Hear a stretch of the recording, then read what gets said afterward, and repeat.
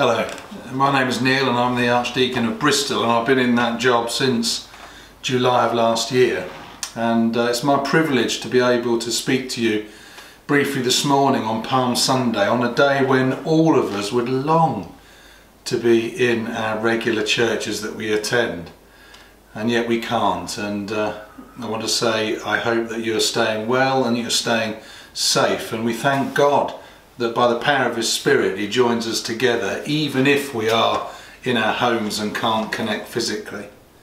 I want to talk about that first Palm Sunday. And on that first Palm Sunday there were two processions going into Jerusalem. On one side of the city was the procession of Pontius Pilate, with his men armed to the teeth, going in to keep a lid on the religious festival in Jerusalem. On the other side, as prophesied by Zechariah, was a wholly different procession. Jesus, the Prince of Peace, not on a war horse, but on a donkey's colt, not carrying a weapon, but with open hands of love and healing and peace. And the people in that city had some choice and no choice. Which procession were they going to be in? Who were they going to follow? And many made the decision to welcome the Prince of Peace by putting down palm branches and shouting Hosanna, which means save me.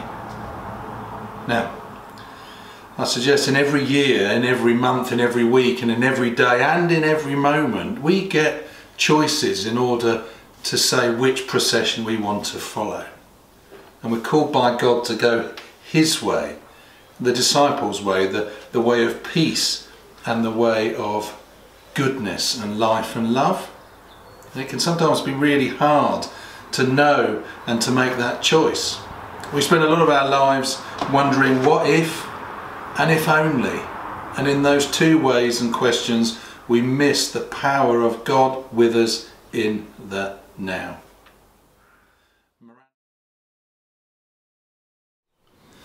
A quick story that illustrates this decision of which way to go. Miranda was a single mum with two kids, and she was at a sink one day and the kids were fighting with one another in the back room. She just hung out her washing and it started to rain, and in that moment she don't know quite where it came from, but she said, Jesus, what do you know about being a single mum living the life that I live?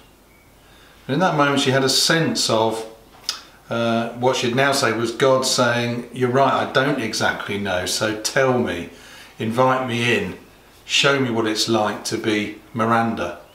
And in that moment she made the decision of which procession to follow, and she went the Jesus way.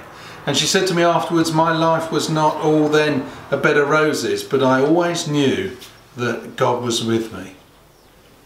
Now, in the midst of this COVID-19, in the midst of this Palm Sunday, that's a decision I want to make, and I invite all of you to make. Let's follow the Jesus way. Let's invite Jesus to be with us by the power of His Spirit in this moment. Amen.